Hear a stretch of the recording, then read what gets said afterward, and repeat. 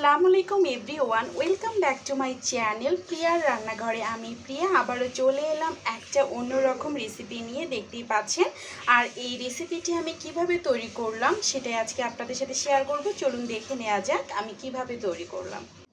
আমি এখানে 3টা বড় সাইজের আলু সিদ্ধ করে নিয়েছি এবং আলুটা কিন্তু দেখতেই পাচ্ছেন খুব ভালোভাবে সিদ্ধ করে খোসা ছাড়িয়ে নিয়েছি।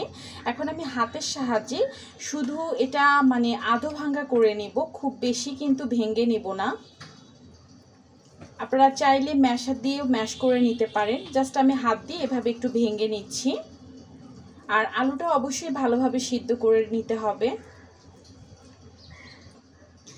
আলুগুলো কিন্তু ভাঙ্গা হয়ে গিয়েছে। এখন আমি দিয়ে দিব হচ্ছে পানি। এখানে খুব বেশি আমি পানি দিব না, জাস্ট একটু আলুটা যাতে একটু ভেজা হয়ে থাকে। পানিটা দেওয়ার পরে আমি আবারও এটা খুব ভালোভাবে একটু মেখে নিব।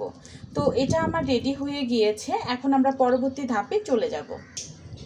চুলায় আমি একটা প্যানে এখানে তেল দিয়ে দিয়েছি প্রায় 3 টেবিল স্পুন। তেলটা কিন্তু একটু গরম হয়ে আসছে।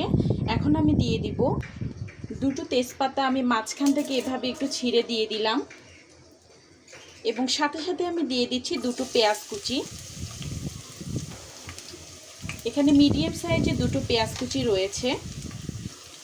পেঁয়াজটা আমি হালকা ভেজে নেব। আর এই রান্নাটা কিন্তু অনেক ইজি একটা রান্না। বাড়িতে যখন মাছ মাংস থাকবে না তখন খুব সহজে এই রান্নাটা আপনারা করে নিতে পারেন। হাতের কাছে যা আছে তা দিয়ে রান্নাটা করে নিতে পারেন, কিন্তু খেতে কিন্তু অসম্ভব মজার। পেঁয়াজটা কিন্তু হালকা একটু কালার চেঞ্জ হয়ে এসেছে। এখন আমি দিয়ে দিচ্ছি আদা রসুন জিরা বাটা। এখানে 2 টেবিল স্পুন আমি দিয়ে দিলাম।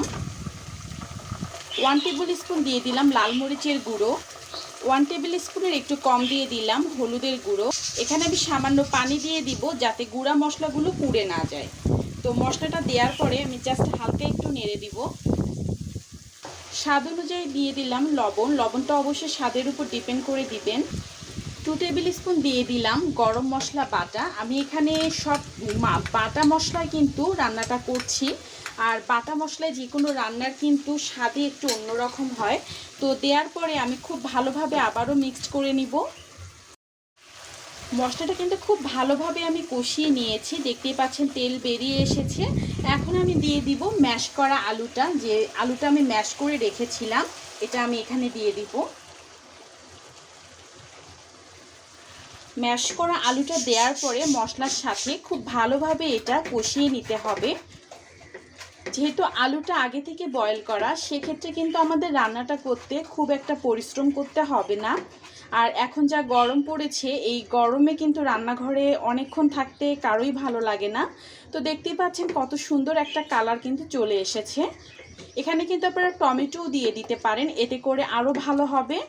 এবং দেখতেই পাচ্ছেন আলুটা কিন্তু অনেকটা শুকিয়ে গিয়েছে, যে পানিটা এক্সট্রা ছিল। তো এই অবস্থায় কিন্তু আমি এখানে পানি দিয়ে দিব।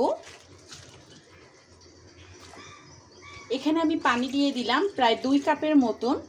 যেহেতু কি একটু ঝোলঝোল টাইপের হবে, যেহেতু গরমকালে কিন্তু একটু ঝোল তরকারি খেতে সবারই ভালো লাগে এবং এটা স্বাস্থ্যের জন্য অনেক ভালো। তো এই অবস্থায় আমি এখন চুলাটা মিডিয়ামে রেখে এটা 10 মিনিটের মতো রান্না করে নেব।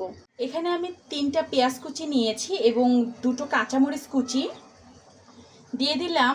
স্বাদ অনুযায়ী লবণ, 1/2 টিস্পুন হলুদের গুঁড়ো। হাতের সাহায্যে আমি জাস্ট একটু নরম করে নিব, এতে করে কিন্তু ডিম দিলে অনেক ভালো হয়। তো বেশি নরম করার প্রয়োজন নেই, যারা হাত লাগাতে চান না তারা এটা স্কিপ করে যাবেন। তো এটা কিন্তু হয়ে গিয়েছে। এখন আমি ডিম দিয়ে দিচ্ছি। তো ডিমটা দেখতেই পাচ্ছেন এভাবে আমি দিয়ে দিব। এখানে আমি 2টো ডিম দিব, আপনারা চাইলে আরও বেশি করে দিতে পারেন। এখানে আমি 2টো ডিম দিয়ে দিলাম, সরি। তো এখন এটা আমি একটা কাঁটা চামচের সাহায্যে আমি খুব সুন্দর করে ডিমটা একটু খুব ভালোভাবে আমি এটা ফেটিয়ে নিচ্ছি এবং মশলার সাথে খুব ভালোভাবে এটা মিক্সড করে নিব। ব্যাস, এটা কিন্তু হয়ে গিয়েছে। এখন আমি এটা সাইডে রেখে দিচ্ছি। চুলায় আমি একটা প্যানে পর্যাপ্ত তেল দিয়ে দিয়েছি এবং এখানে আমি দিয়ে দিলাম ডিমটা। তেলটা কিন্তু গরম হয়ে গিয়েছে এবং ডিমটা আমি খুব সুন্দর করে পিস করে নিব। আপনাদেরকে দেখিয়ে দিচ্ছি। ডিমটা কিন্তু একটু হয়ে গিয়েছে। এখন আমি এটা ফোল্ড করে নেব। আর খুব সুন্দর একটা স্মেল ছড়াচ্ছে। আর একটু হবে। এখন আমি খুব সুন্দর করে ফোল্ড করে নিব। একটু বেরিয়ে আসবে, এটা কোনো বিষয় না, যেহেতু একটু পেঁয়াজের পরিমাণটা আমি বেশি দিয়েছি। তো আবারও আমি হচ্ছে ফোল্ড করে নিব। দেখতেই পাচ্ছেন ফোল্ড কিন্তু হয়ে গিয়েছে। তো এটা আমি সাইডে রেখে দিই, যেহেতু এটা বেরিয়ে এসেছে। এবং খুব সুন্দর আমি এটা সুন্দর করে পিস করে নিব।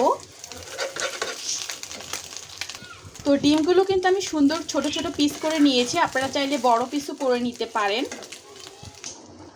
ভিউয়ার্স, এটা কিন্তু হয়ে গিয়েছে, দেখতেই পাচ্ছেন। আর আলু, যেহেতু আলু কিন্তু ঠান্ডা হওয়ার পর অনেকটা ঘন হয়ে যায়। তো এখন আমি এই অবস্থায় দিয়ে দিব। যে ডিমগুলো ভেজে রেখেছিলাম, এই ডিমগুলো আমি এখানে দিয়ে দিচ্ছি। এটা দেওয়ার পর নাড়াচাড়ার কোনো প্রয়োজন নেই, জাস্ট উপর থেকে একটু দিয়ে দিলেই হবে। তো এটা কিন্তু হয়ে গিয়েছে, এখানে আমি আর কোনো কিছু অ্যাড করব না। এই অবস্থায় আমি চুলাটা বন্ধ করে দিচ্ছি। ভিউয়ার্স, আমি এটা পরিবেশন করে দিয়েছি, আর দেখতেই পাচ্ছেন কতটা লোভনীয় হয়েছে। আমি একটু চামচ দিয়ে আপনাদেরকে দেখিয়ে দিচ্ছি।